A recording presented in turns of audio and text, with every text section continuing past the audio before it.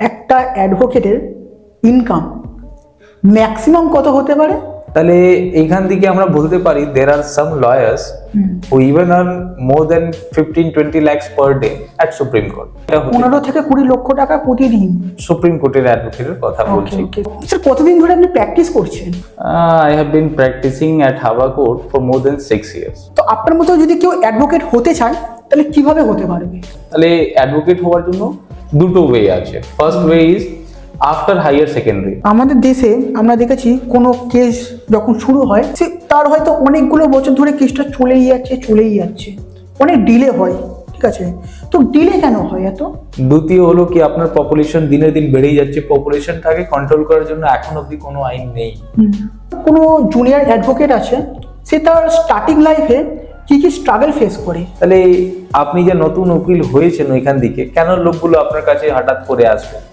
আপনাকে তো দেখাতে হবে কি আপনার পারফরমেন্স আছে, এই আছে। যে কোনো একটা যদি ছোট থেকে ছোট মামলা আপনি পাচ্ছেন যেটাকে আপনি ভালো রেজাল্ট দিতে পারেন ওইটাতে, তখনই তো you will attract more clients towards you.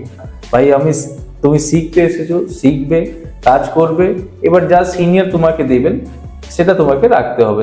নমস্কার বন্ধুরা, welcome to the YouTube channel of carrier guidance. আজকে আমাদের পডকাস্টে অতিথি হলেন অ্যাডভোকেট অজয় কুমার ঠাকুর এবং আজকে আমরা এই ভিডিওতে ভারতীয় আইনের বিভিন্ন দিক নিয়ে আলোচনা করব, যেমন IPC, CrPC, Indian civil law, Indian criminal law, Muslim personal law, এছাড়া ডিস্ট্রিক্ট কোর্ট, হাইকোর্ট এবং সুপ্রিম কোর্টের মধ্যে ডিফারেন্স কি আছে, কেন ভারতবর্ষ একটা সুবিশাল দেশ হওয়া সত্ত্বেও একটা মাত্র সুপ্রিম কোর্ট, একজন সাকসেসফুল অ্যাডভোকেট কি করে হওয়া যায়, একজন জুনিয়র অ্যাডভোকেট তার আর্লি লাইফে কি কি স্ট্রাগল ফেস করে, একজন অ্যাডভোকেটের মান্থলি ম্যাক্সিমাম ইনকাম কত হতে পারে। আজকের এই ভিডিওটা আমাদের প্রত্যেকের কাছে খুবই গুরুত্বপূর্ণ হতে চলেছে। ভারতীয় আইন ব্যবস্থার ব্যাপারে জানা আমাদের প্রত্যেকটা ভারতীয়র কাছে খুবই গুরুত্বপূর্ণ।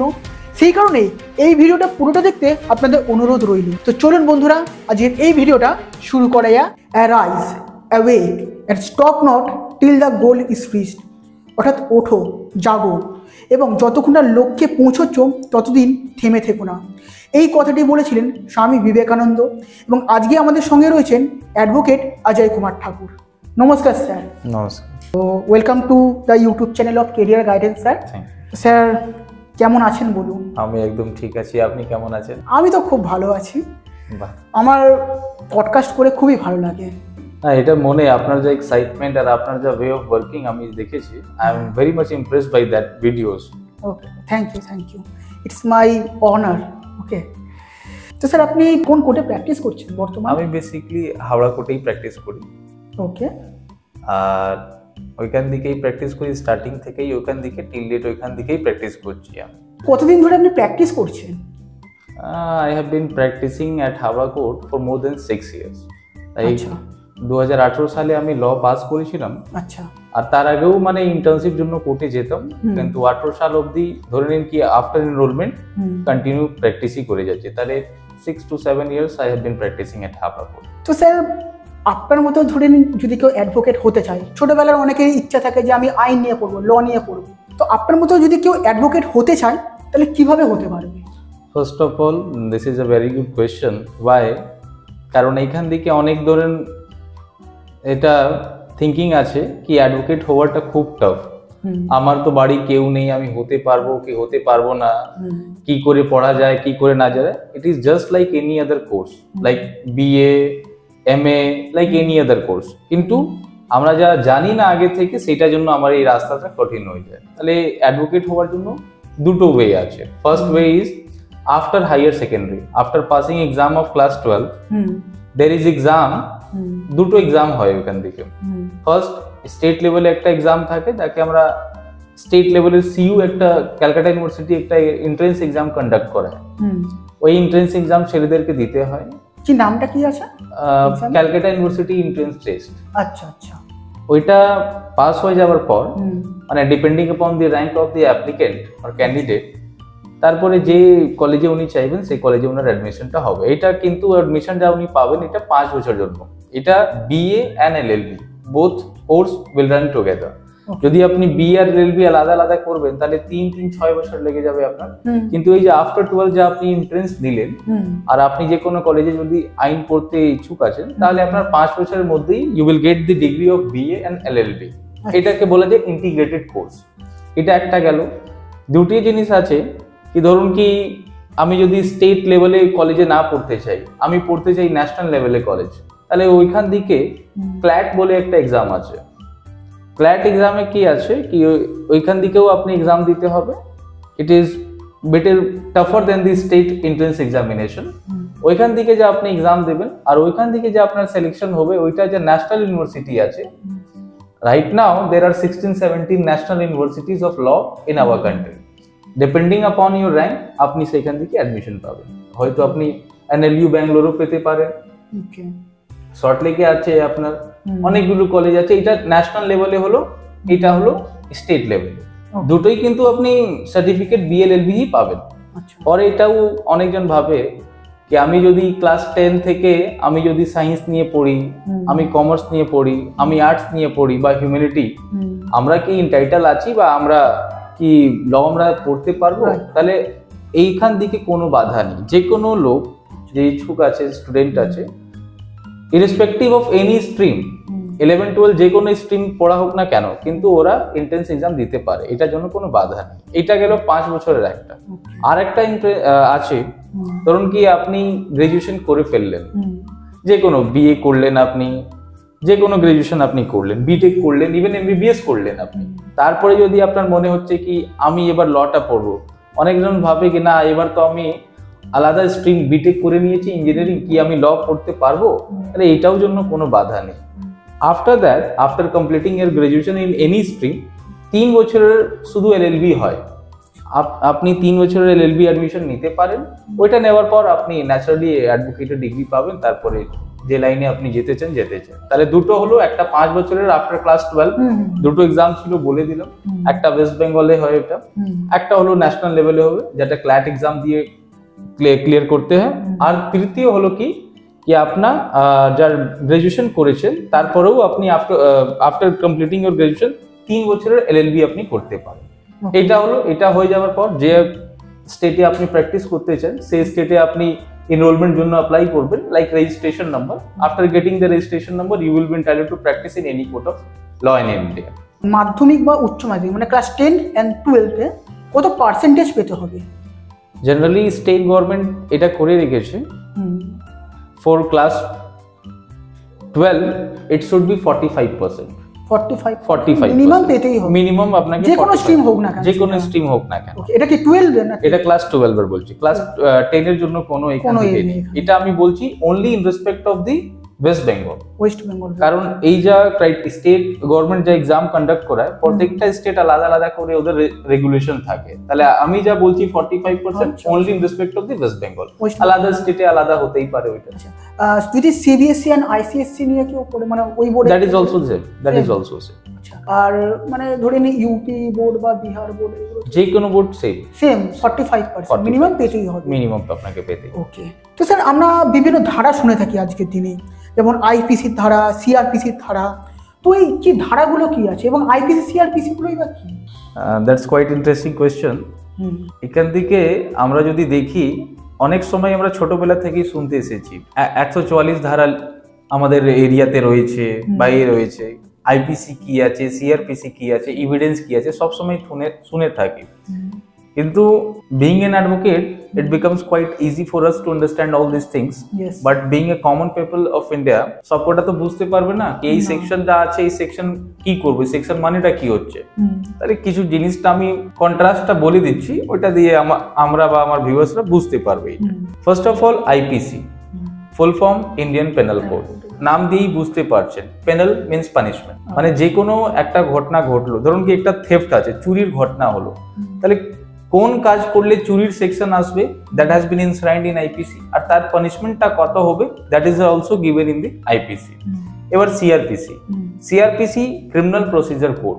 এই যে ক্রিমিনাল আইনটা আছে বা ক্রিমিনাল কোড রয়েছে বা পুলিশ স্টেশন রয়েছে, কি করে কাজ করবে, what is their power, how they should regulate their selves, মানে কোর্টের প্রসেসটা কি আছে, কিভাবে কেসটা চলবে, FIR কোথায় করব, আমরা চার্জশিট কোথায় করব, এসব জানতে গেলে এসব CRPC আমাদেরকে পড়তে হবে। That is criminal procedure code.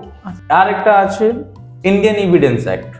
Evidence act নাম দিয়েই বুঝতে পারছেন, এর সাক্ষ্য নিয়ে এভিডেন্স, সবকিছু এভিডেন্স মানে সাক্ষী প্রমাণ যেটাকে বলে, সাক্ষী প্রমাণ। এবার ধরুন কি একটা মার্ডার কেস হলো, এখান থেকে দেখছি কেউ মারা গেছে কিন্তু সেখান থেকে কোনো আই উইটনেস নেই, কেউ চোখ থেকে দেখায়নি ইনসিডেন্টটা, তাহলে ওই কথাটা কতগুলো আমরা কি বিলিভেবল বা বিলিভেবল না? কারণ শুধু একটা মানুষের উপর একটা এফআইআর হলেই সবকিছু না, তাকে তো প্রমাণ করতে হবে কে কে মেরেছে, কে গুলি চালিয়েছে, কোন ডাইরেকশন ছিল না ছিল। ঠিক আছে, তা একটা কেস, ক্রিমিনাল কেস যদি এভিডেন্সই না থাকে তাহলে ক্রিমিনাল কেসের তো কোনো মানে থাকবে না। তাহলে ডেফিনেটলি ক্রিমিনাল ল যা আছে বেসিকলি, আরো তো আছে অনেকগুলো প্রসেস, জানতে গেলে আপনাকে সিআরপিসি পড়তে হবে, ক্রিমিনাল প্রসিজার কোড।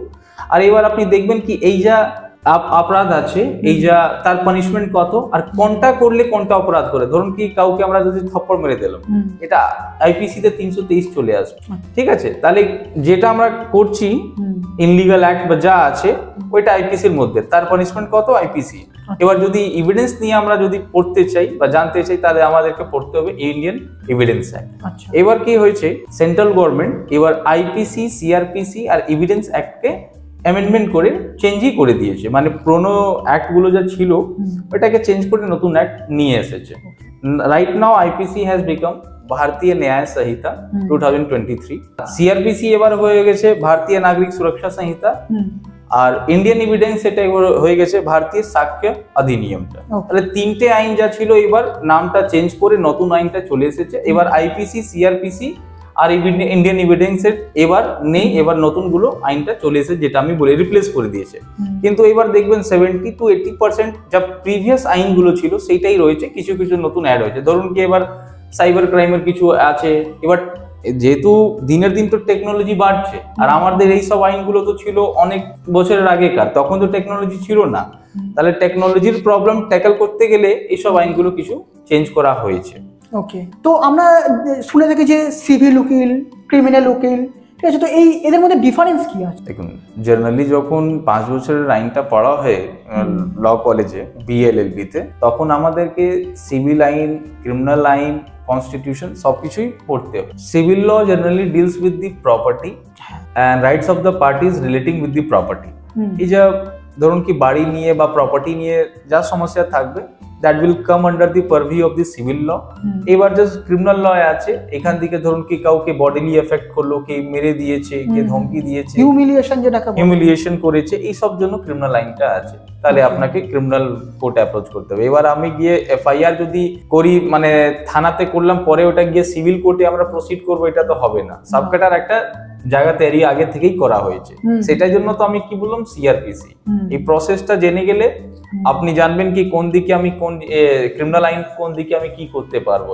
ঠিক আছে, তাহলে এটা সিভিল হলো in respect of the property, যা প্রপার্টির ম্যাটার আছে। স্যার, এখানে একটা খুব গুরুত্বপূর্ণ প্রশ্ন আসছে, এমনি কোনো অ্যাডভোকেট আছে যে হয়তো ক্রিমিনাল কিন্তু সে চাইছে সে সিভিল নিয়ে পড়বে বা সিভিল নিয়ে কাজ করবে, অনেকে সিভিল লয়ার রয়েছে যে হয়তো ক্রিমিনাল নিয়ে কাজ করবে, তো এমনি কি হতে পারে দুটো একসাথে? ডেফিনেটলি হতে পারে। এখান থেকে there is no bar that a civil lawyer cannot practice criminal law. না, একটা ওনার কাছে লাইসেন্স রয়েছে, লাইসেন্স যখনই থাকে ওইটা থাকে কি উনি অ্যাডভোকেট হয়ে গেছে, that is entitled to practice in court. ওইখান থেকে মেনশন থাকে না কি আপনি সিভিলি প্র্যাকটিস করবেন বা আপনি ক্রিমিনাল প্র্যাকটিস করবেন। এটা আপনার উপরে আছে কি আপনি সিভিল করতে চাইছেন বা ক্রিমিনাল। এমনও অনেকগুলো উকিলবাবু আছেন যারা সিভিল, ক্রিমিনাল, কনস্টিটিউশন সব কাজই করছেন, কোনো অসুবিধা নেই। এটা আপনার ক্যাপাসিটি কি আছে, আপনি কতটুকু মানে কাজ করতে পারবেন, এটা আপনার ক্যাপাসিটি। আইনটা কোনো জায়গায় বাধা নেই কি আপনি সিভিল করছেন ক্রিমিনাল করবেন না, বা ক্রিমিনাল করছেন সিভিল করবেন না। যে কোনো আপনি করতে পারেন, আইদার সবকটা একসঙ্গেই করতে পারেন আপনি, কোনো অসুবিধা নেই। না হয়তো যে কোনো একটা ফিল্ডে এক্সপার্টও হতে পারে, এক্সপার্টও হতে পারেন। স্যার, আপনার মতে কোনটা বেশি ভালো, যে সবকিছু একসাথে করেন না পার্টিকুলার কোনো একটা কিছুতে? দেখুন, এইটা ইন্ডিভিজুয়াল ক্যাপাসিটির উপরে ডিপেন্ড করে। ওকে, ধরুন কি একটা আছে যে কোনো লোক, ও civil, criminal, constitution, even NCLT, company law, corporate সবকিছু করছে, তাহলে কি আমি তো যদি বলবো কি না উনি ভালো করছেন না, তো এটা তো খারাপ হবে। It depends upon the capacity of each individual, কি কতটুকু কাজ উনি হ্যান্ডেল করতে পারছেন। তাহলে আর যদি এমনই আছেন কি উনি সিভিল নিয়েই আছেন আর হ্যান্ডেল করতে পারছেন না, তাহলে ওনাকে তো এটা বলা ঠিক না কি ভাই তুমি সবকটাই প্র্যাকটিস করো। করতে আপনি সবাই পারেন, কিন্তু আমার যা সাজেশন থাকবে কি যদি আপনি কোনো ফিল্ডে স্পেশালাইজ থাকেন তাহলে ওই ফিল্ডের কাজ যদি বেশি থাকে ওইটাই খুব মানে ভালো, তাহলে জাস্টিস করতে পারবেন আপনি। নাহলে এখান থেকে আপনি সিভিল ক্রিমিনাল সবকটাই করলে একটু শিডিউল মানে অ্যারেঞ্জ করতে প্রবলেম আসবে, টাইম লিমিট। কারণ আপনি এক জায়গায় আছেন, আপনার একসঙ্গেই সিভিল কোর্ট, ক্রিমিনাল কোর্ট অনেক জায়গায় শুনানি আছেন, আপনি সবসময় তো প্রেজেন্ট থাকতে পারবেন না একটাই জায়গাতে। তাহলে আপনি হয়তো আপনাকে টিম রেডি করতে হবে, আপনার জুনিয়র রাখতে হবে, ইন্টার্ন রাখতে হবে, যে আপনার প্রেজেন্স যদি নাও থাকে ওনারা গিয়ে আপনার অন বিহাফ অফ ইউ উনি কোর্টের থেকে পাস ওভার বা টাইম নিতে পারেন, আপনি গিয়ে তখন এটা করবেন। এটা একটা শিডিউল নিয়ে একটা এই হতে পারে, কিন্তু এমনি কোনো প্রবলেম নেই কি আপনি সিভিল করবেন বা ক্রিমিনাল করবেন, যে কোনো কাজই আপনি করতে পারেন। এটা নিজের চয়েসের উপর, নিজের চয়েসের উপরে আছে। তো স্যার আমাদের দেশে হিন্দুদের জন্য এবং মুসলমানদের জন্য কি আলাদা আলাদা কোনো ল রয়েছে না একই ল সবার জন্য? Most of the laws are same for all the people of the all religion.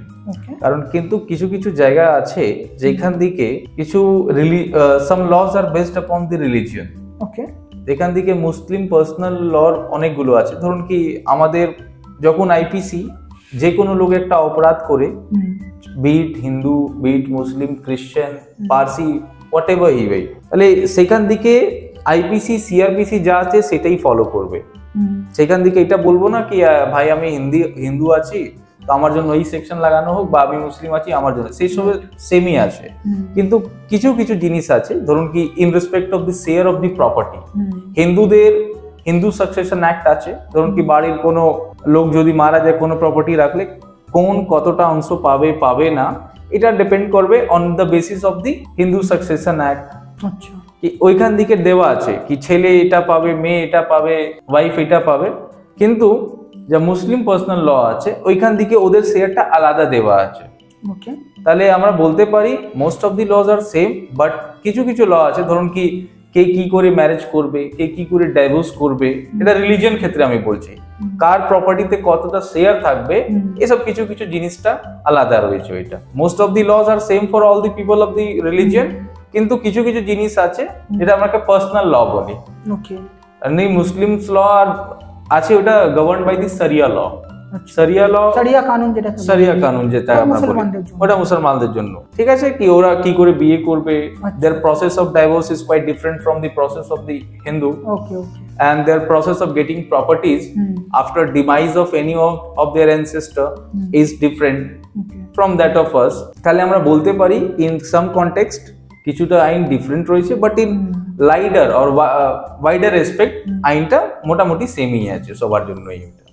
ওকে, তো স্যার মুসলমানদের জন্য এই যে বিয়ের যে প্রথা, ঠিক আছে, তো প্রথাটা ঠিক কেমন আছে, মানে বিয়ে কি করে করবে, এবং যদি কেউ ডাইভোর্সও দিতে চায় আইনে কি বলছে, ওরা কিভাবে ডাইভোর্স দিতে পারবে? First of all Muslims in Hindu আর স্যাক্রামেন্টাল, মানে আমাদের বিয়ে যা আছে ফর দ্য হিন্দুস এটা একটা sacrament, but in Muslims marriage is a contract. Marriage কেন বলছি, because they consider their marriage as a contract. কি বলেন? Contract definitely, because it is written in their books, that their marriage is not sacramental, their marriage is a contract. What contract মানে কি হচ্ছে, just মানে একটা ছেলে একটা মেয়ের সঙ্গে একটা বিয়ে হলো, their marriage get registered in presence of their kazi or whatever. Their marriage may be registered, but it should be taken as a contract. R in respect of যা আপনি বলছেন কি ডাইভোর্স কি করে হয়, আগে তো আমরা অনেক দিন এটা শুনেছি কি কেউ আছে 3 তালাক বললেই ওটা ডাইভোর্স হয়ে যায়, বাট এটা আগে হতো, এখন তো হয় না, as because in the year 2019 একটা সেন্ট্রাল গভর্নমেন্ট একটা আইন নিয়ে চলে এসেছে, সেখান থেকে ট্রিপল তালাক আর দেওয়া যাবে না, ওটা ব্যান করা হয়েছে। But still there are several ways of giving divorce in Muslims. Even many Muslims approach court for taking divorce or giving divorce from their spouse. তাহলে এই যে ট্রিপল তালাক যা আছে এইটা আর আমাদের এইখান থেকে এক্সিস্টেন্স নয়, not even in India, in many Muslim countries triple talaq is not in existence, ban আছে ওইটা। ওকে, তো কোনো মুসলিম রয়েছে সম্প্রদায়, সে হয়তো নিজের ওয়াইফকে বা ওয়াইফ নিজের হাজবেন্ডকে ডাইভোর্স দিতে চাইছে, তাহলে ওর পার্টিকুলার ল কি আছে? পার্টিকুলার ল এটাই আছে কি উনি কোর্টে গিয়ে অ্যাপ্লিকেশন করতে পারেন কি আমি এটা ডাইভোর্স চাইছি, তাহলে ওনার কেসটা ওনাকে প্রমাণ করতে হবে। আর এইসব আসবে সিভিল কোর্টের আন্ডারে, এটা ক্রিমিনালে আসবে, এটা ক্রিমিনালে আসবে না, এটা সিভিল। ডাইভোর্স আসে যে ওটা সিভিলের মধ্যেই আসে ওইটা। কিন্তু ডাইভোর্সের পরে ধরুন কি ডাউরি ডিমান্ড, মারপিট হলো, মারধর হলো, এইটা যদি হয় তাহলে ওই যা ইনসিডেন্ট হলো ওইটা নিয়ে ওটা ক্রিমিনাল কোর্টে চলে যাবে। কিন্তু শুধু ডাইভোর্স নিতে চায় তাহলে আপনি ওইটা সিভিল কোর্টে সিভিল লয়ারই করবেন, বা যদি অলরাউন্ডার লয়ার থাকে সব কাজ করেন তাহলে তো খুবই ভালো এটা। আর একটা জিনিস কি আছে এখান থেকে কি ধরুন কি এদের মধ্যে আরো ইন রেসপেক্ট অফ মুসলিমস আমি বলছি মিউচুয়াল ডাইভোর্সও হতে পারে, mutual where spouse are ready to break down their marriage, তাহলে দুজনের মিলে একটা ডাইভোর্স করতেই পারেন mutual, even outside of the court.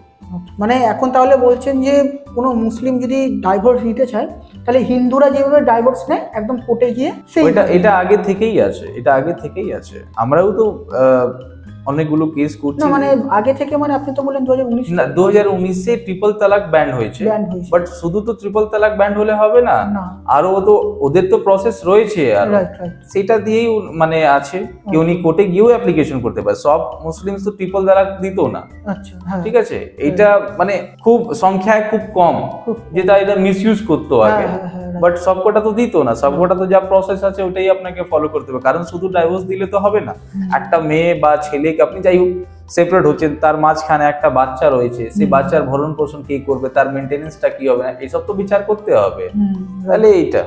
Okay, তো স্যার আমরা যেমন জানি যে সিভিল লয়ার, ক্রিমিনাল লয়ার, তো কত টাইপের লয়ার রয়েছে টোটাল? ধরুন কি সোসাইটির মধ্যে যতগুলো প্রবলেম আছে তত টাইপের লয়ার আছে বা হতে হবে। ওকে, কারণ লয়ার কাজ কি আছে, প্রবলেম ট্যাকল করার জন্য। যদি প্রবলেম থাকে 1000 ডিফারেন্ট টাইপের প্রবলেম থাকে তাহলে তো থাকতেই হবে। ধরুন কি সিভিল লয়ার আছে, ক্রিমিনাল লয়ার আছে, এটা খুব বেসিক আর কমন যে আমরা শুনে আসছি। তারপরে আপনি কর্পোরেট লয়ার আছে, corporate lawyer who generally deals with the company matter, company ম্যাটারকে নিয়ে ব্যাংকিং সেক্টর ডিল করে নিনি। তারপরে আপনি বলতে পারেন ক্রিমিনাল লয়ার মধ্যেই আসে আজ নতুন একটা ইমার্জেন্ট আছে ওইটা সাইবার ক্রাইম লয়ার আপনি বলতে পারেন, সাইবার লয়ার যাকে বলা যায়। এই ধরুন কি অনলাইন ট্রানজাকশন আমরা করছি, অনলাইন ফ্রড হচ্ছে, তার জন্য তো একটা সেগমেন্ট করা আছে। কিছু আরো লয়ার আছেন যারা অনেকগুলো ট্রাইব্যুনাল আছে সেখান থেকে উনি প্র্যাকটিস করছেন। এটা এনজিটি আছে, ন্যাশনাল গ্রিন ট্রাইব্যুনাল। এই যে বড় বড় বিল্ডিং হচ্ছে আজকে, অনেকগুলো পুরোনো গাছ কেটে দিয়েছেন, এটা যদি সেই জন্য একটা এনজিটি করা হয়েছে, ন্যাশনাল গ্রিন ট্রাইব্যুনাল। অনেকগুলো লয়ার আছেন সেই শুধু এনজিটিতে উনি করেন, ঠিক আছে। তাহলে there are different types of lawyer. ডাইভোর্সের জন্য যা লয়ার থাকে that also comes under civil lawyer, কিন্তু ওইখান থেকে যাচ্ছে ওটাকে আপনি ফ্যামিলি লয়ার ওটা বলতে পারেন। যে মানে ফ্যামিলি বলতে গেলে কি আপনার ফ্যামিলি রিলেটেড যা প্রবলেম হলো, ঠিক আছে, দ্যাট ইজ অলসো মানে subsidiary part of the civil lawyer.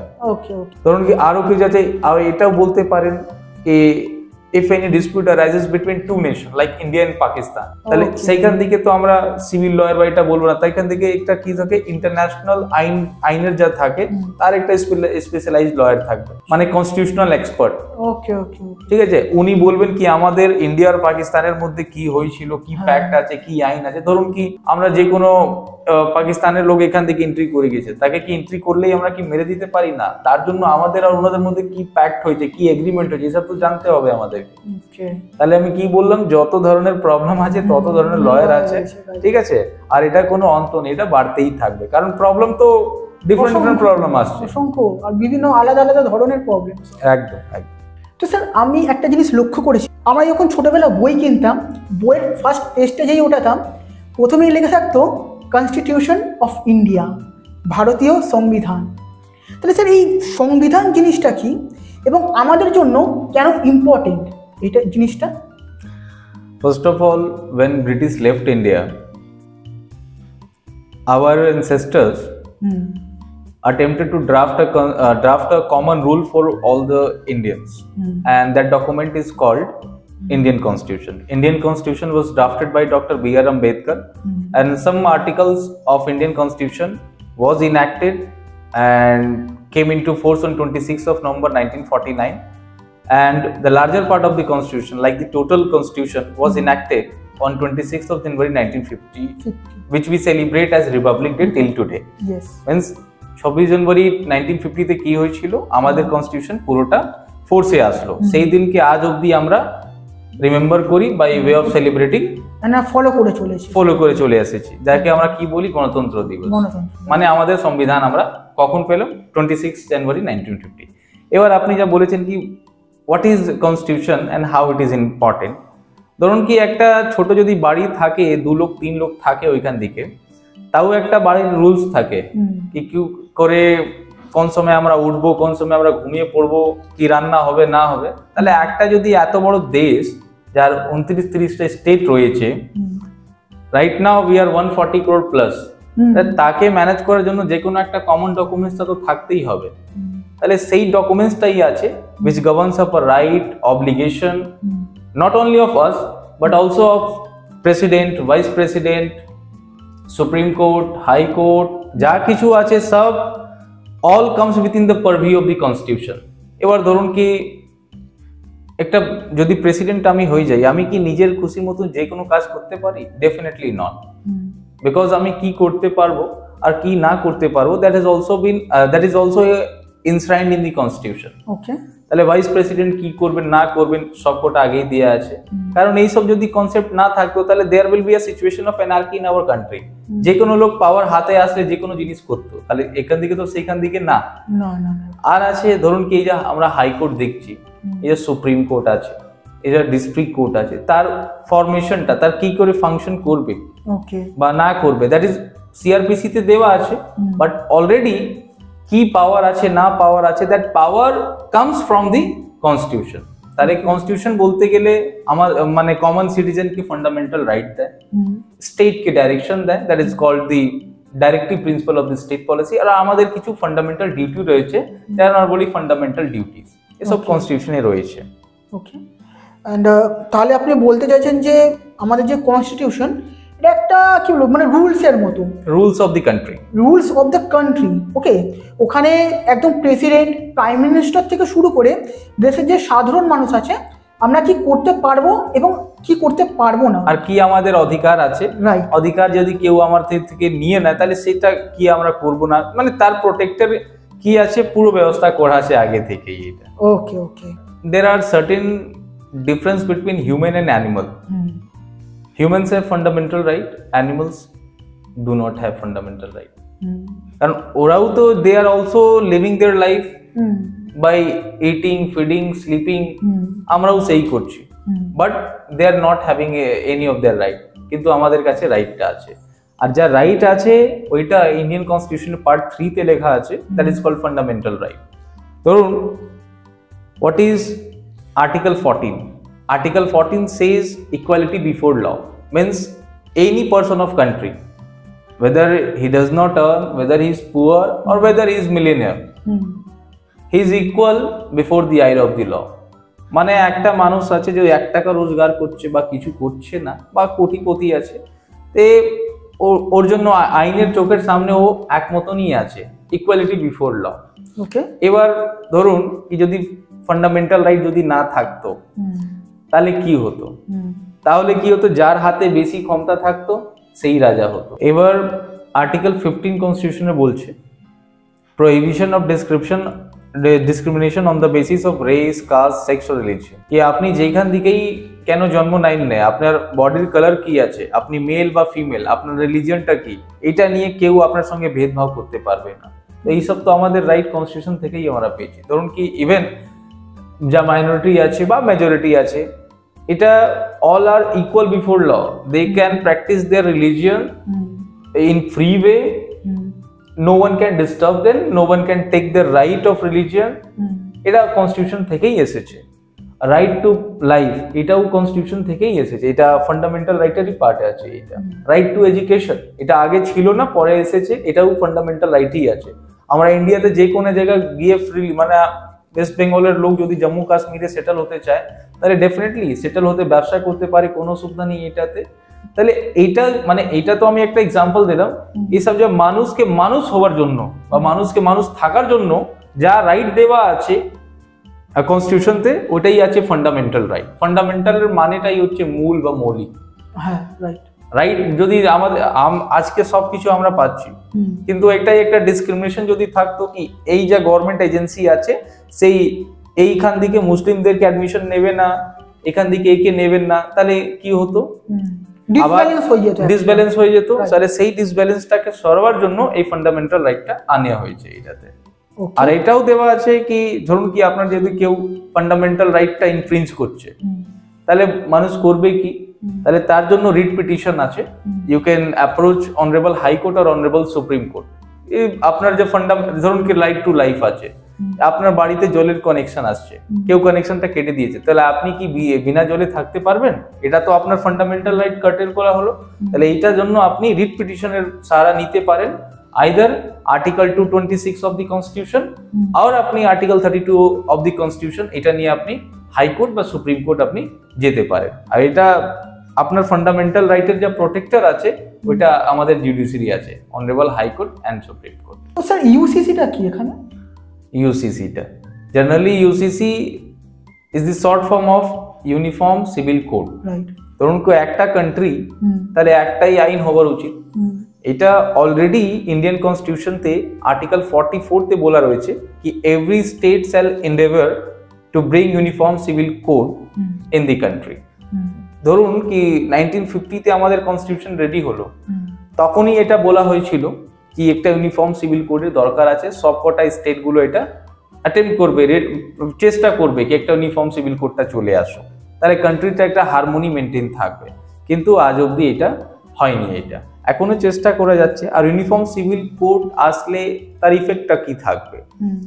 এমনিও ধরুন কি আইপিসি আছে কি এক চুরির সাজা যা আছে, একটা হিন্দুদের জন্য তাই সাজা রয়েছে, একটা মুসলিমদের জন্য তাই পানিশমেন্ট রয়েছে, সবার জন্য তো সেম। কিন্তু কিছু কিছু জিনিস আছে সেইখান থেকে একটু ডিফারেন্স চলে আসে। আগেও আমি বললাম আপনাকে, ধরুন কি প্রপার্টির শেয়ার নিয়ে কি একটা হিন্দু যদি মারা যায় তার ছেলে মেয়ে কি প্রপার্টিটা পাবে, একটা যদি মুসলিমদের কোনো ফ্যামিলি মেম্বার মারা যায় তার লিগ্যাল হেয়ার গুলো কি কি প্রপার্টি, এটা একটা ডিফারেন্স চলে আসছে। কেন স্যার সেখানে ডিফারেন্স কেন? কারণ Muslims have their personal law, ওইখান দিকে তো ওদের শরিয়া ল আছে। আচ্ছা আচ্ছা, that is personal law, that is personal law. তাহলে ওইটা কি পার্সোনাল ল গভর্ন হচ্ছে ওইখান দিকে। তাহলে এইটাই ইউনিফর্ম সিভিল কোড যদি চলে আসে, সবার জন্য একটা সমান আইন চলে আসবে। এমনিও তো বলতে গেলে অর্ধেক থেকে বেশি যে আইন আছে সমানই আইন আছে। কারণ যে পানিশমেন্টের কথা বললাম আমি, মার্ডার হোক যে কোনো করুক না কেন একটাই পানিশমেন্ট আছে। তাহলে এই যে ছোট ছোট জিনিস আছে, এই হিন্দুদের ডাইভোর্সের প্রসেসটা আলাদা যাচ্ছে, মুসলিমদের আলাদা, খ্রিস্টানদের আলাদা, তাহলে এইখান থেকে তো কতগুলো আলাদা চলতে থাকবে। সেইটাকে এক করার জন্য, একটা ইউনিফর্ম করার জন্য এই ইউনিফর্ম সিভিল কোডটা আনার চেষ্টাটা বাই সেন্ট্রাল গভর্নমেন্ট দ্বারা হচ্ছে। কিন্তু এই ইউসিসি আজকে নতুন কনসেপ্ট নয়, এটা অলরেডি আমাদের কনস্টিটিউশনতে আর্টিকেল 44 এ দেওয়া রয়েছে। আজকে তো কনস্টিটিউশন আমাদের রেডি হয়নি, ইন দি ইয়ার 1955, মানে মোর দেন 75 ইয়ার্স হয়ে গেছে ওইটা। তাহলে আনা যাচ্ছে না কেন এখানে? ওই পার্সোনাল লয়ের জন্যই কি শুধু বাধা আছে? ডেফিনেটলি। তো স্যার আমাদের দেশে জুডিশিয়ারি যে আছে তার স্টেপস গুলো কি আছে? জুডিশিয়ারির আপনি ফার্স্ট স্টেপ বলতে পারেন ডিস্ট্রিক্ট কোর্ট। প্রত্যেকটা ডিস্ট্রিক্টে একটা কোর্ট আছে, ডিস্ট্রিক্ট কোর্ট। দেন তার উপরে আপনি যদি যান তাহলে ওইটা আছে হাইকোর্ট। স্টেটে প্রত্যেকটা স্টেটে আলাদা আলাদা হাইকোর্ট আছে। কিছু কিছু নর্থ ইস্টে স্টেট আছে, তাহলে যেখান থেকে 3-4টে স্টেট করে একটা হাইকোর্ট রয়েছে ওইখান থেকে। আর সুপ্রিম কোর্ট নাম দিয়েই আপনি বুঝতে পারেন যে সুপ্রিম আছে, গোটা ইন্ডিয়াতে এখন অব্দি একটাই সুপ্রিম কোর্ট আছে। আর ডিস্ট্রিক্ট কোর্ট কি আছে, একটা হাওড়া ডিস্ট্রিক্ট আছে। হাওড়া ডিস্ট্রিক্টের মধ্যে যদি কারো সমস্যা হয় বা কিছু হয় তাহলে আমরা ডিস্ট্রিক্ট কোর্ট অ্যাপ্রোচ করবো আগে। এবার ধরুন কি আমাদের হাওড়ার পপুলেশন অনেক বেশি আছে, তাহলে কি শুধু একটাই ডিস্ট্রিক্টের মধ্যে হয়ে যাবে? একটা ডিস্ট্রিক্ট কোর্টের মধ্যে এটা হবে না। তাহলে অনেক সময় তার একটা পার্ট করা যায় যাকে আমরা বলি সাব ডিভিশনাল কোর্ট। ঠিক আছে, সাব ডিভিশনাল কোর্ট এখান থেকে আছে কোথায়? উলবেড়িয়াতে আছে। মানে হাওড়ার এটা মেন হলো, ওইটা হলো আমতা হলো। তাহলে মানে একটাই ডিস্ট্রিক্ট। এবার ধরুন কি উলবেড়িয়া থেকে লোক এখান থেকে আসতে খুব বেশি সম্ভব নেই এটা।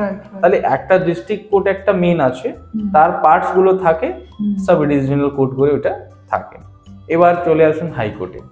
এই যা একটু আগে আমি আপনাকে বললাম কি যদি আমাদের ফান্ডামেন্টাল রাইট ইনক্রিজ হয় যে কোনো ভাবে, যা রাইট বললাম আপনাকে, ধরুন কি রাইট টু এডুকেশন, যদি আমাদের সঙ্গে কোনো রকমের ডিসক্রিমিনেশন হচ্ছে বা তখন আমরা কি করতে পারি, রিট পিটিশন।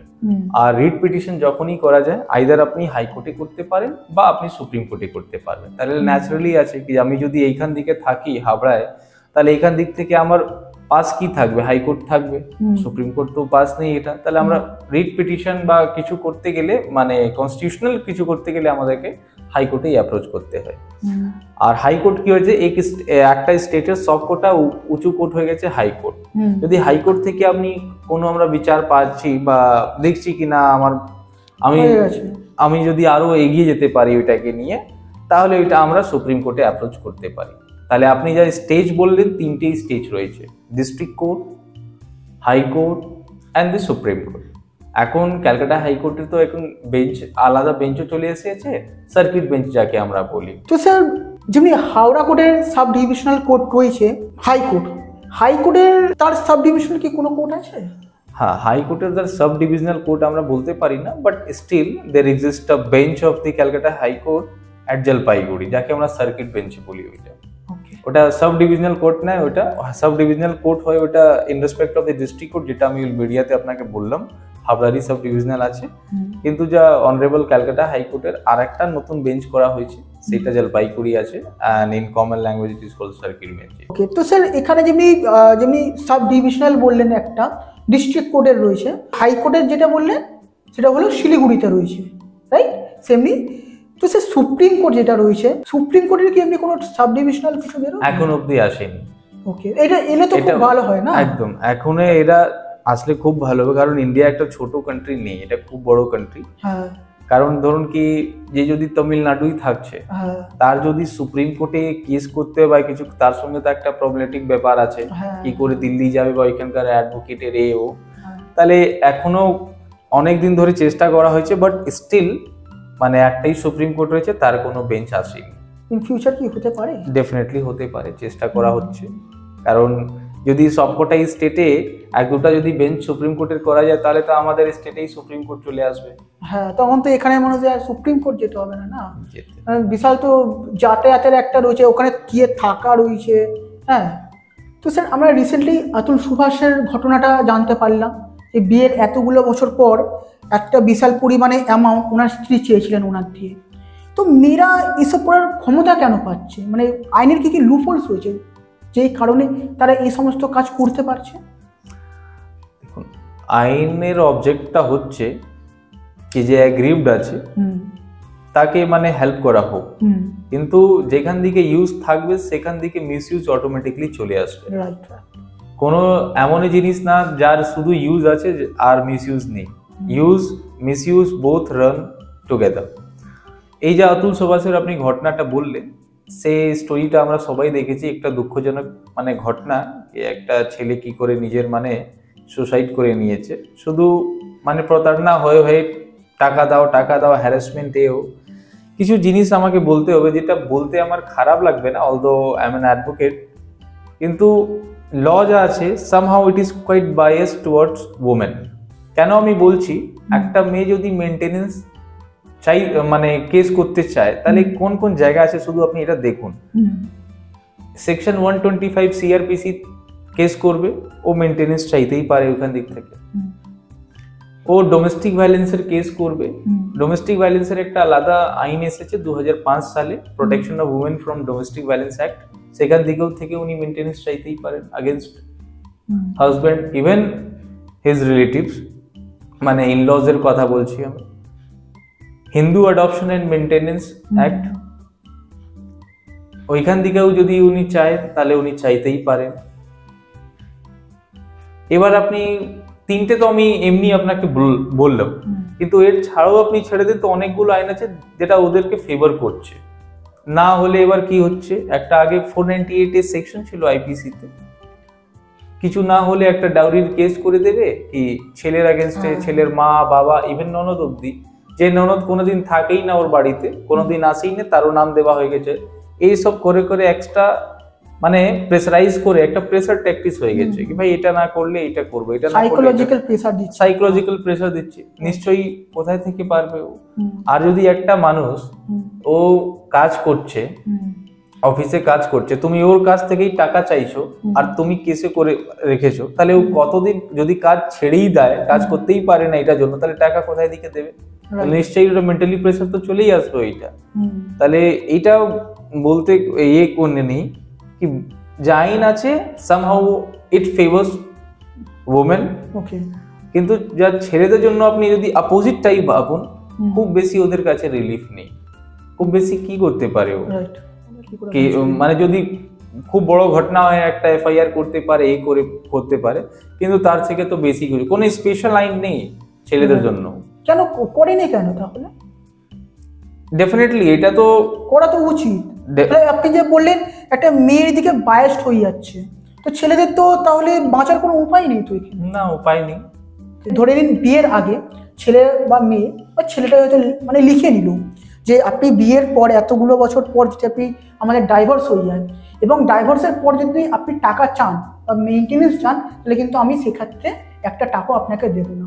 দেখি লেখাপড়া হতে পারে আগে। দেখুন, লেখাপড়া করতে আপনি করতেই পারেন, বাট একটা কথা বলুন, এই যে আজকে ধরুন কি 2025 আছে, 2025-এ একটা এগ্রিমেন্ট হলো যদি আমাদের ফিউচারে ডাইভোর্স হয়ে যায় আমি টাকা চাইবো না, আমি দেবো না, কিন্তু তখন দেখলেন কি দুটো বাচ্চা চলে এসেছে, দুটো বাচ্চা রয়েছে, তখন কি সেই এগ্রিমেন্টটাকে নিয়ে আপনি মাথা খাওয়াবেন বা নতুন যে আপনার সামনে নতুন সিচুয়েশন রয়েছে সেটাকে দেখবেন?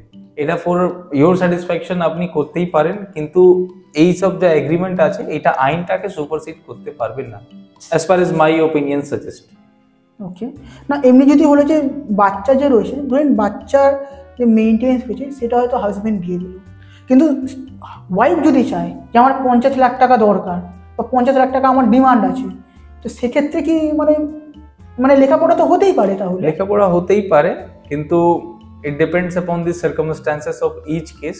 কারণ প্রত্যেকটা, আমি কি বলছি, সেই আজকে এগ্রিমেন্ট হলো, দরকার পড়লো 8 থেকে 10 বছর আগে, পরে ওটা দরকার পড়লো এটা, তাহলে সেইটাকে কতটুকু আমরা নিতে পারি? ইভেন তাও আপনি ধরুন কি আমি একটা এগ্রিমেন্ট করলাম, আমি মানছি, আমার অপোজিট পার্টি ওটা মানছে না, তাহলে আবার ক্লাস আসলো, ওইটা নিয়ে তো আবার কোর্টেই যেতে হবে এটাকে, তাহলে কোর্ট কেস তো শেষ হবে না এটা নিয়ে। এখান দিকে দরকার কি আছে, this is not the permanent solution. এখান দিকে দরকার কি আছে, যেহেতু মেয়েদের রাইট দেওয়া আছে, থাক, আমাদের কোনো অসুবিধা নেই, থাকবে, কিন্তু এখান দিকে যা ছেলেরা হ্যারেস হচ্ছে বা ওর বাড়ির লোক যা হ্যারেস হচ্ছে, তার জন্য কিছু করা হবে এটা। আর যদি না করা হয় তাহলে এটা তো সোসাইটির একটা ট্রেন্ড হয়ে গেছে। আমি সবকটাকে বলছি না, মানে 10টা যদি কেস হয় তাহলে 9টা জেনুইন থাকে, কিন্তু একটাও যদি জেনুইন না থাকে তাহলে সেটাও কেন জেনুইন থাকবে না? ওইটা আপনি বলছেন 10টার মধ্যে 9টা ঠিক আছে, একটা নয় এমনি হচ্ছে, তাহলে আমি যদি দেখি তাহলে 100টার মধ্যে তো 10খানা কেস এমনি। ডেফিনেটলি। আর আমাদের কান্ট্রির পপুলেশন আপনি জেনেই থাকেন কত আছে, আপনি মাল্টিপ্লাই করে নিন ওইটা, তাহলে তো মানে কি বলবো, মানে হাজবেন্ড যারা রয়েছে তারা তো সুইসাইড করবে, আতুল সুভাষের মতো করছে তো। আর শুধু আতুল সুভাষের তো এমনি আমরা দেখেছি সোশ্যাল মিডিয়াতে, নিউজে আমরা দেখেছি যে আমরা কথা বলছি, কতগুলো এমনই আছে যার তো কোনো খবর আসেনি, যার তো কোনো নিউজে আসেনি, তাহলে কি সেই ঘটনাটা ঘটছে না? ঘটছে ওইটা, কিন্তু আমরা ওইটাতে জানতে পারছি না ওইটা। আর শুধু খবর যদি আমরা পেয়েও যাই, আমরা কি করবো ওইটাতে? অ্যাজ বিকজ আইনি এমনই করা আছে। আইন এবার দরকার কি আছে, কি কিছু একটা আইন হোক যেটা ছেলে বা বাড়ির লোককেও প্রোটেক্ট করবে। কারণ যেখান থেকে ঠিক আছে আইন একটা হলো, কিন্তু যদি আমরা দেখছি কি আইনের যা পারপাস আছে ওইটা ফুলফিল হচ্ছে না, তাহলে আমাদের তো দরকার, কারণ change is the nature of the society. আজকে এইটা আইন দরকার ছিল, এটা এসেছে, কালকে ওই আইন দরকার যাচ্ছে, তাহলে ওইটা তো নিয়ে আসতে হবে। এটা তো শুধু রুমেনদের জোর হবে না। কারণ আবার এটা হয় কি কিছু আইনের দরকার আছে, some special law to be brought for the husband and his family members. আমি এটা বলছি না যার সঙ্গে ভুল হয়েছে, যার সঙ্গে অ্যাট্রসিটিস হয়েছে উনি কোর্টে অ্যাপ্রোচ করুন, কোনো অসুবিধা নেই, কিন্তু এই যে মিসইউজটা চলে আসছে এটাকে দেখার জন্য কিছু না কিছু করতে হবে। এটা না তাহলে তো মানে বিয়ের আগে তেমনি লেখাপড়া করাটা তো উচিত মনে হয় আমার। দেখুন এখন তো এতগুলো ইনসিডেন্ট চলে এসেছে, অনেকগুলো লোক এটা করছে, ঠিক আছে, কিন্তু পরে যদি ডিসপিউট হয়, it should be adjudicated by the court. ওটা কোর্ট বিচার করবে এই যে লেখাপড়াটা হয়েছে সেটা কি আইনের থেকে উপরে চলে যাচ্ছে বা এটা আইনটাকে মানে আইনের পারভিউ মধ্যে আপনাকে আসতেই হবে এটা। ওকে, তাহলে শুধু আপনি করে নিলেন না, পরে আপনি দেবেন না বা এটা করবেন, ওটা হবে না। That is also to be executed by the court. Okay. তো স্যার কোনো জুনিয়র অ্যাডভোকেট আছে, সে তার স্টার্টিং লাইফে কি কি স্ট্রাগল ফেস করে?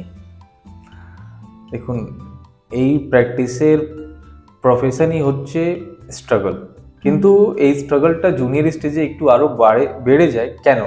দুটো জিনিস ইম্পর্টেন্ট আছে। একটা আছে কি জুনিয়র অ্যাডভোকেটস আছেন যারা, সব থেকে আগে তো কোনো সিনিয়র অ্যাডভোকেটের কাছে গিয়ে ওনাকে কাজ শিখতে হবে, কারণ কাজ না শিখলে উনি শিখবেন কি? আর কাজ শিখতে সময় খুব বেশি ওনার মানে সে সময় ইনকাম থাকবে না, কারণ ওনাকে যা সিনিয়র, ধরুন কি একটা ম্যাটার আছে, ম্যাটারে গিয়ে উনি কিছু করলেন, মুভ করলেন, হিয়ারিং করলেন, যাই করলেন, সিনিয়র নিজের মতন একটা ওনাকে ফিস দিলেন। হতে পারে কি ওই ফিসটা ওনার হিসাবে কনসিডারেবল ফিস নয়, তাহলে সেখান থেকে তো কিছু করার নেই, কারণ এই স্টেজটা রয়েছে ওনাদের শেখার। আর দ্বিতীয় কোয়েশ্চেনটা মানে স্ট্রাগলটা রয়েছে কি সেইখান থেকে ওনাদের কাছে কেস থাকবে না, আসবে। ধরুন কি একটা লোক্যালিটি আছে যেটা প্রচুর লোকগুলো থাকে, অলরেডি অ্যাডভোকেটস ওইখান দিকে রয়েছে, তাহলে আপনি যে নতুন উকিল হয়েছেন ওইখান দিকে, কেন লোকগুলো আপনার কাছে হঠাৎ করে আসবে? আপনাকে তো দেখাতে হবে কি আপনার পারফরমেন্স আছে, এই আছে। যে কোনো একটা যদি ছোট থেকে ছোট মামলা আপনি পাচ্ছেন, যেটাকে আপনি ভালো রেজাল্ট দিতে পারেন ওইটাতে, তখনই তো you will attract more clients towards you. তাহলে দুটো সমস্যা রয়েছে। আগে তো সিনিয়রের কাছে উনি যাবেন, যা শিখবেন, যেটা লার্নিং স্টেজ। লার্নিং স্টেজ তো সারা লাইফই রয়েছে, কিন্তু ইনিশিয়াল লার্নিং স্টেজ, সেইখান থেকে ওদের টাকার একটাই। কোনো জুনিয়র অ্যাডভোকেট বলতে পারে না কি আমাকে এই ফিসটা দেবেন, আমাকে এই ফিস দিতে হবে না। ভাই তুমি শিখতে এসেছো, শিখবে, কাজ করবে, এবার যা সিনিয়র তোমাকে দেবেন সেটা তোমাকে রাখতে হবে। আর যদি না হয়, যদি এমনই কিছু থাকে, তাহলে যদি আপনি এমনই স্টার্টিং স্টেজেই আপনি ভেবে নিচ্ছেন কি না আমার টাকার এই দরকার আছে, এ আছে, তাহলে তো আপনি শিখতে পারবেন না। আপনাকে তো একটু ধৈর্য রেখে সময় দিতে হবে এখান থেকে, না হলে কি হয়ে যায়, শিখার স্টেজটা যদি ইনিশিয়াল স্টেজ বেরিয়ে যায়, পরবর্তীকালে কি হবে, এমনই স্টেজ আপনি চলে আসবেন, সে সময় আপনার কাছে কাজ থাকবে, কিন্তু যদি আপনি কাজ আগে থেকে না শিখে থাকেন, সেই কাজটা আপনি করবেন কি? অন্য লোককে দিয়ে করাতে হবে ন্যাচারালি এটা। তাহলে এই স্টার্টিং স্টেজে ইম্পর্টেন্ট কি আছে, আপনার পেশেন্স। আর সিনিয়রের কাছে যা যাবেন, একটু আমি আগেই বলে দিলাম মনিটারি প্রবলেম হবে, ওইটা আপনাকে দেখতে হবে। আর আরো একটা সমস্যা কি রয়েছে, আপনার কাছে কেস থাকবে না, কিন্তু এইটা খুব বেশি লাস্ট করবে না। এইটা যদি আপনি 1 বছর 2 বছর ভালো করে প্র্যাকটিস করছেন, টাইম ইজ ইমেটেরিয়াল, আমি 1 বছর 2 বছর বলছি না, যদি খুব ভালো করে আপনি শিখছেন, কম সময় বেশি শিখছেন, তাহলে আপনার কাছে ক্লায়েন্টও আসবে, আর তাহলে আপনি সার্ভিস দেবেন, আর যা আপনার ফিস আছে নেবেন। তাহলে আর একটা জিনিস কি আছে, ফার্স্ট জেনারেশন অ্যাডভোকেট নিয়ে একটা প্রবলেম, কারণ কি বাড়িতে যদি কোনো লোক অলরেডি অ্যাডভোকেট থাকেন, তাহলে তো একটা গাইডেন্স আপনি পেয়ে গেলেন কি আমি আমার সিভিলে যাব, বা আমি ক্রিমিনাল করতে চাইছি, বা আমি এখান থেকে না ওইখান থেকে, একটা রেফারেন্স আপনি পেয়ে গেলেন। কিন্তু যদি আপনার বাড়িতে আগে থেকে যে কোনো অ্যাডভোকেট না থাকে, তাহলে আপনাকে সবকিছু নিজেই করতে হবে। কোন সিনিয়রের কাছে যাব আমি, whether civil will be good for me or criminal will be good for me, এটা আপনাকে নিজেই ভাবতে হবে। আর এটা তো শুধু বসে বসে ভাবতে হবে না, এটাকে আপনাকে ফিল্ডে নেমে এক্সপেরিমেন্ট করতে হবে কি আমি কোন কাজটা করতে পারছি, কোন জায়গায় আমার ভালো লাগছে, কোন আইনটা আমি কি করে পড়বো এটা। তাহলে ফার্স্ট জেনারেশন অ্যাডভোকেটের জন্য তো একটু আরো আছে, যে আমি বললাম, আর বাকিগুলো যে অ্যাডভোকেটস এর জন্য আছে, একটু আপনার পেশেন্স রাখতে হবে। ফার্স্ট জেনারেশন যে অ্যাডভোকেট রয়েছে, তাদের তো একটু বেশি অসুবিধা হবে, কারণ তাদের ফ্যামিলিতে আর কেউ অ্যাডভোকেট নেই। একটা অ্যাডভোকেট যে রয়েছে, জুনিয়র অ্যাডভোকেট, তার বাবা যদি অ্যাডভোকেট হয়, সে হয়তো অনেক বেশি হেল্প পেতে পারে, যেটা হয়তো ফার্স্ট জেনারেশন অ্যাডভোকেট পেতে পারে না। ডেফিনেটলি, একদমই ঠিক বলেছেন। যদি আগে থেকে, তাহলে আপনি একটা রেকগনিশন পাবেন যে আপনার যদি আগে থেকেই কেউ অ্যাডভোকেট আছে, হ্যাঁ উনি অ্যাডভোকেট আছেন, ইনি অ্যাডভোকেট, একটা রিকগনিশন আপনি অলরেডি পাচ্ছেন। এবার আপনার পারফরমেন্স আছে কি কতটুকু আপনি নিয়ে যেতে পারেন ওটাকে। কিন্তু এটাও বলা যাবে না যে ফার্স্ট জেনারেশন অ্যাডভোকেট আছে কি সে রেকগনিশন পাবেন না, একটা সময় লাগতে পারে, ন্যাচারালি লাগতে পারে এটা। কিন্তু তার মানে এই না কি যা ফার্স্ট জেনারেশন অ্যাডভোকেট আর যার আগে থেকেই আছে তার মধ্যে কোনো না, there is no difference at all regarding struggle. It's up to you how you take this struggle. Take this struggle as a challenge. আর আপনি যা এটা law is for all. Yes yes, fundamental law এটা একদম। ল is for all, মানে যার মধ্যে বেশি passion থাকবে বলছেন জিনিসটা, একদম একদম সেই একদম সেটাকে গ্র্যাব করতে পারে। ডেফিনেটলি ইভেন সিনিয়র লয়াররা হয়েছেন, ইয়েস, তারও যদি আমরা ইন্টারভিউ দেখি বা এসব দেখি, সেখান থেকে ওনারা বলেন কি আমার বাড়িতে কেউ অ্যাডভোকেট ছিল না, ফার্স্ট জেনারেশন অ্যাডভোকেট সুপ্রিম কোর্টের হয়েছেন।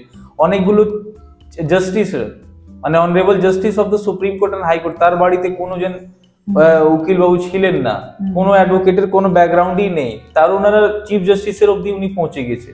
তাহলে যদি আমরা এটা একটা প্যারামিটার দিয়ে রাখি কি ফার্স্ট জেনারেশন থাকলে এই প্রবলেম, তাহলে প্রবলেম দেখলে তো প্রবলেমই দেখা যাবে, সলিউশন দেখলে সলিউশন পাবে না। যা স্ট্রাগল আছে ফর লার্নিং, স্টার্টিং স্টেজে আপনার ওই টাকার একটু থাকবে, কিন্তু যদি আপনি ভালো কাজ করছেন, ভালো আপনি রেজাল্ট দিচ্ছেন, তাহলে naturally you will attract client, তাহলে কোনো সমস্যা এটা তো থাকবে না। আর বাকি এই যে অ্যাডভোকেসি যে প্রফেশনটাই আছে, এইটা নিজের মতোই একটা চ্যালেঞ্জ। প্রত্যেকটা দিনে আপনি নতুন কিছু ফেস করছেন। ধরুন কি আজকে একটা কেস করলেন, আজকে খুব ভালো অর্ডার আপনার হয়ে গেছে, একদম মন খুশ, ভালো অর্ডার পেয়েছি আমি। কালকে একটা কেস করলেন, অর্ডারই আপনি পেলেন না, তাহলে প্রত্যেকটা দিন একটা চ্যালেঞ্জ। কারণ আমি কি বললাম, এই যা প্রফেশন আছে ইট ডাইরেক্টলি হিটস পিপল। লোকগুলোর যা প্রবলেম আছে ওইটা আমাদেরকে ডিল করতে হয়। একটা ছোটও প্রবলেম হতে পারে, একটা বড় প্রবলেম হতে পারে, এমনই প্রবলেম হতে পারে যেটা আমরা শুনি না ওই প্রবলেমের বারে, কিন্তু তাও এটা প্রবলেম আছে। প্রবলেম থাকলেই অ্যাডভোকেট, তাহলে আপনি যত কাজ করতে পারেন, যত ফেভারেবল, যত প্যাশনেট হয়ে আপনি কাজ করতে, সেটা আপনি আগেই যাবেন এটাতে। আর বাকি স্ট্রাগল আছে, এটা থাকবে। আর স্ট্রাগল যদি না থাকে তাহলে লাইফে কি মজা আছে? একদমই ঠিক বলেছেন, স্ট্রাগল থাকতেই হবে। আর যদি স্ট্রাগলই না থাকে তাহলে আপনি কি করে বলবেন কি চড়া হয় কি আমি অ্যাডভোকেট আছি, কিসের উপরে গর্ব করবেন যদি সব করেই থাকে? ঠিক আছে, সবকিছুই মানে একদম রেডিমেড পেয়ে যাচ্ছে জিনিসটা, একদম। যে রেডিমেড বা ফ্রিতে পাওয়া যায় তার ভ্যালু নেই, ভ্যালু থাকে না একদম। একটু কষ্ট করে যা জিনিসটা পাওয়া যায় তার ভ্যালু থাকে। হ্যাঁ, এখানে মানে অনেকটা এমনি যে আমি যদি একটা পাহাড়ে চড়তে চাইছি, ঠিক আছে, আমি পাহাড়টায় মানে কি নিজে স্ট্রাগল করে যে চড়ে যে মজাটা পাবো, উপরে উঠে যে ভিউটা দেখতে পারবো, আর একটা জায়গা রয়েছে যেখানে হচ্ছে হেলিকপ্টারে ডাইরেক্ট নিয়ে চলে যাচ্ছে, সেটা কি আমি মজাটা পাবো? না, হয়তো ভিউটা দেখতে পারবো কিন্তু সেই মজাটা পাবো না আমি, রাইট? একদম একদম। সামটাইমস যা আমরা জার্নি করি, জার্নি রেজাল্ট আর ডেস্টিনেশন থেকে বেশি বেশি ভালো থাকে ওইটা। আর যা জার্নির মধ্যে যা আমরা শিখতে পারবো, জার্নি মিনস এক্সপিরিয়েন্স। আজকে কোনো জিনিস আমি করেছি, স্ট্রাগলটা কি আছে, স্টার্টিং স্টেজে আমরা জানি না কি ক্লায়েন্টের সঙ্গে কি করে কথা বলবো, কি করে ওনার যা কোয়েরি আছে তার কি আনসার দেব বা না দেব। তাহলে সেই সময় ধরুন কি আজকে আমি ওকে ভুল কিছু আনসার দিয়ে দিয়েছি, ভুল সাজেশন দিয়ে দিয়েছি, ওইটা ঠিক, কিন্তু এই যে ভুল করেছি না, এটাই আমার মিস্টেক আছে, এইটাই আমাকে শেখাবে। এটা আজকে 1 বছর 2 বছর পরে যদি আবার সেম প্রবলেম আসবে, সেভাবে আমি সলিউশন দেবো না, কারণ আমি জানি কি সেই সময় এই সলিউশন দিয়েছিলাম, ভুল হয়েছিল এবার এটা। তাই যা মিস্টেক আছে এখান থেকে আমরা কি বলতে পারি কি mistake is our teacher. Struggle time সেটাই আছে। আর যারা আগে থেকে যিনি কাজে খুব ভালো আছেন, ওরাও মিস্টেক করেছে, কিন্তু আর্লি লাইফে, কারণ সেই সময় তো আমরা দেখিনি। আমরা তো হঠাৎ করে দেখি কি আর ভাই ইনি এত ভালো মামলা করছেন, ভালো ভালো অর্ডার ইনি পেয়ে যাচ্ছেন, এ আছে, কিন্তু আমরা ওনাকে আজকে দেখছি, পরে তো আমরা আগে তো কার তো দেখিনি আমরা। তাহলে এটা আমাদেরকে মনে রাখতে হবে, এই স্টেজ দিয়ে শুধু আমরা না সব কোটাই গিয়ে যেতে হয়। কেউ স্ট্রাগলটাকে খুব ইজিলি ম্যানেজ করে নেয়, কেউ ম্যানেজ করতে পারে না। এটা আমি আগেই বললাম, it's up to you how you take this struggle. मतलब सर ये कहना चाहते हैं कि सफर खूबसूरत है मंजिल से भी, राइट? স্যার সাপোজ ধরে নিন আমি একটা কেস অনেকদিন ধরে আমার অ্যাডভোকেটকে দিয়ে কেসটা করেছি, অনেক বছর হয়ে গেছে, বাট আমি এখন চাইছি আমি ওই অ্যাডভোকেটটাকে চেঞ্জ করতে, আমার লয়ারটাকে চেঞ্জ করতে চাইছি। তো স্যার এর লিগ্যাল প্রসিডিওরটা কি আছে? প্রসিডিওর খুব সিম্পলই আছে। যখনই যে কোনো মামলা ফাইল করা যায়, বিট সিভিল অর ক্রিমিনাল, যে কোনো মামলায় আমরা একটা ওয়াকালাতনামা নিই ক্লায়েন্ট থেকে। মানে vakalatnama is a sort of authorisation that we can represent him in court of law. তাহলে আপনি যদি স্যাটিসফাইড আছেন বা না, যে কোনো কারণে যদি আপনি উকিলবাবুকে চেঞ্জ করতে চাইছেন বা নতুন উকিলবাবুকে এনগেজ করতে চাইছেন, তাহলে আপনাকে ওনার কাছ থেকে নো অবজেকশন নিতে হবে। নো অবজেকশন মানেটাই কি হলো কি, নো অবজেকশন মানে অ্যাজ পার হিজ স্যাটিসফ্যাকশন, কি উনি আপনাকে অথরাইজ করছেন কি আপনি আমার কাছ থেকে আপনি অন্য জায়গায় যেতে পারেন, কোনো অসুবিধা নেই। তো ন্যাচারালি প্রসেস এটাই আছে কি যা নতুন ওয়াকালাতনামা থাকবে, ওইটা উনি নো অবজেকশন করে দেবেন। এবার নো অবজেকশন দিলাম, এবার ন্যাচারালি ভেরি সিম্পল। বাট এটা একটা মানুষের ধারণা কি হয়ে গেছে যে আমি যে কোনো উকিলবাবুকে ম্যাটার দিয়েছি, স্টার্টিং তার লাস্ট অব্দি ওনাকে দিয়েই করাতে হবে। তাহলে এটা যদি থাকে তাহলে এটা একদমই ঠিক নয়, কারণ এটা আপনার ম্যাটার আছে, এখান থেকে আপনার রাইট আপনার লাইবিলিটি ডিসাইড হবে। তাহলে এইখান থেকে যে কোনো জায়গায় at any stage of the case আপনি যদি চাইছেন কি উকিলবাবুকে আমি চেঞ্জ করবো বা অন্য উকিলবাবুকে এঙ্গেজ করবো, যা প্রিভিয়াস অ্যাডভোকেট আছেন তার কাছ থেকে আপনি নো অবজেকশন নিয়ে নেবেন, নতুন উকিলবাবুকে দিয়ে আপনি অ্যাপিয়ার করবেন। এইটাতে প্রিভিয়াস অ্যাডভোকেট বাবুর কোনো অবজেকশন থাকবে, কারণ একটা প্রসেসে আপনি চলে আসেন। নো অবজেকশন মানেই হচ্ছে কি ওনার কোনো ইয়ে নেই, আর আপনার যা রিলেভেন্ট পেপার আপনি দিয়েছেন ওনাকে কেসের বাইরে সমস্ত কিছু আপনি রিটার্ন আপনি পেয়ে যাবেন। তাহলে এবার আপনি নতুন যে অ্যাডভোকেট আছে তার থেকে আপনি মামলা করেন, কোনো অসুবিধা নেই এটাতে। ওকে স্যার, এই কোশ্চেনটা করার সময় আর একটা কথা আমার মনে পড়লো, একটা প্রশ্ন, সেটা হচ্ছে আমি চিনবো কি করে যে একটা উকিলবাবু আছে এটা অরিজিনাল মানে জেনুইন কিনা? এটা দেখুন, যখনই আমরা কলেজ থেকে পাস আউট করি আর তারপরে আমরা অল ইন্ডিয়া বার এক্সামিনেশন একটা এক্সাম দিই, AIB যাকে বলা যায়, সেই এক্সামটাই কন্ডাক্ট করায় বার কাউন্সিল অফ ইন্ডিয়া। সেই এক্সামটা পাস করার পর যখন আমরা কোয়ালিফাই করে নিই, তখন আমরা একটা সার্টিফিকেট অফ প্র্যাকটিস পাই, যাকে আমরা COP বলি। সার্টিফিকেট অফ প্র্যাকটিস মানে কি আমরা এন্টাইটেল আছি কোর্টে আমরা প্র্যাকটিস করতে পারি অ্যাজ অ্যান অ্যাডভোকেট। তার আগেটা কি আছে, প্রত্যেকটা স্টেটে এক একটা রেগুলেটরি বডি রয়েছে যাকে আমরা বলি বার কাউন্সিল। ধরুন কি ওয়েস্ট বেঙ্গলে আছে bar council of West Bengal, আর ধরুন কি ঝাড়খণ্ডে আছে বার কাউন্সিল অফ ঝাড়খণ্ড, আর একটা সব থেকে এদের উপর আছে যা সুপারভাইজ করে বার কাউন্সিল অফ ইন্ডিয়া।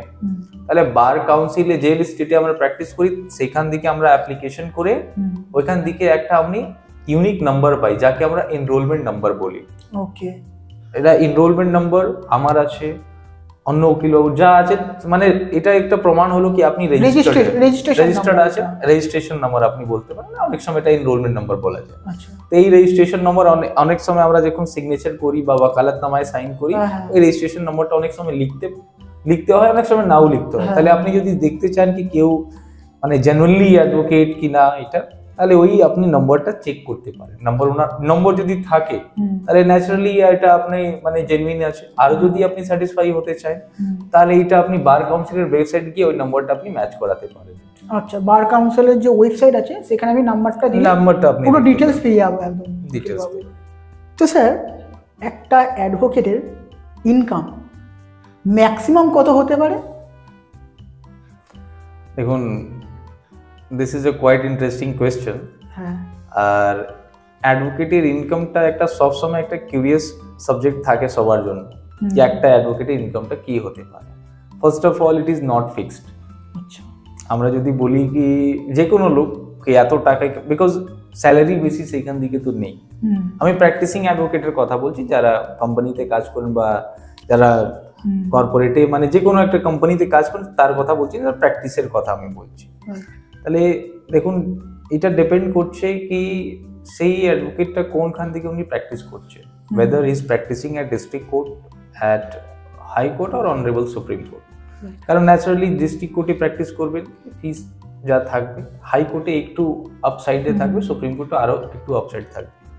তাহলে এইখান থেকে আমরা বলতে পারি there are some lawyers who even earn more than 15-20 lakhs per day at Supreme Court। Per day income এটা 15 থেকে 20 লক্ষ টাকা প্রতিদিন সুপ্রিম কোর্টের অ্যাডভোকেটের কথা বলছি, হতে পারে, মেবি মোর দেন দ্যাট। আর হাইকোর্টের অ্যাডভোকেট বাবু আছেন তারও ইনকাম হতে পারে, ডিস্ট্রিক্ট কোর্টও। এটা ডিপেন্ড করছে কি আপনি কি ধরনের কেস করেন আর কি ধরনের আপনার কাছে ক্লায়েন্ট রয়েছে। ওকে, what is the paying capacity of your client and what kind of cases you are dealing with। ধরুন কি আপনি একটা বড় কোম্পানির একটা মামলা করলেন, বড় আছে, তাহলে বড় কোম্পানির যে আপনি মামলা করছেন আপনার যা ফিস আছে তাহলে সেটা হিসাবে আপনি নিতে পারেন। আর এখান থেকে তো কোনো নেই, কোনো লিমিট নেই কি এটা ফিস নিতে হবে বা এটা নিতে হবে। এখান থেকে তো আপনি ক্লিয়ারলি বলতে গেলে তো যেমন কাজ তেমন ফিস, একদম ঠিক আছে। তাহলে এই লাইনে একটা আমরা বলি কি স্কাই ইজ দ্য লিমিট। আচ্ছা, আমরা না মিনিমাম জানি না ম্যাক্সিমাম জানি, স্কাই ইজ দ্য লিমিট, যত উপরে আপনি যেতে পারেন। তাহলে এইটা যদি বলেন কি আপনি কি অ্যাডভোকেটের ইনকাম কি হয়, তাহলে এটা মনে হয় না কি কেউ সঠিক অ্যান্সার আপনাকে দিতে পারবে। আমি আপনাকে একটা হিন্টস দিয়েছি এইটা, রাইট রাইট রাইট। ঠিক আছে। আর ফিক্স থাকলে বলা যায় কি রকমের কেস আপনার কাছে আছে, নাম্বার অফ কেসেস কি আছে, কোথায় আপনি প্র্যাকটিস করছেন, অনেকগুলো ইনগ্রেডিয়েন্ট আছে, সেটা দিয়ে একটা অ্যাডভোকেটের ইনকামটা আপনি হয়তো ডিটারমাইন করতে পারেন। হয়তো কত ভালো সে কেস লড়তে পারেন, ডেফিনেটলি কত এই যেটা বললেন যে ক্লায়েন্ট যে আছে তার মানে কি বলবো টাকা দেওয়ার ক্যাপাসিটি কেমন রয়েছে, ঠিক আছে, সেটা হতে পারে। তো এতগুলো তো ফ্যাক্টর রয়েছেই। আমাদের দেশে আমরা দেখেছি কোনো কেস যখন শুরু হয় তার হয়তো অনেকগুলো বছর ধরে কেসটা চলেই যাচ্ছে, অনেক ডিলে হয়, ঠিক আছে। তো ডিলে কেন হয় এত? There are various factors which affecting this issue, but mainly prima facie there are 3 factors in my opinion. First of all, overpopulation. আমাদের কান্ট্রিতে পপুলেশন এখন 140 করোড় প্লাস চলে হয়েছে।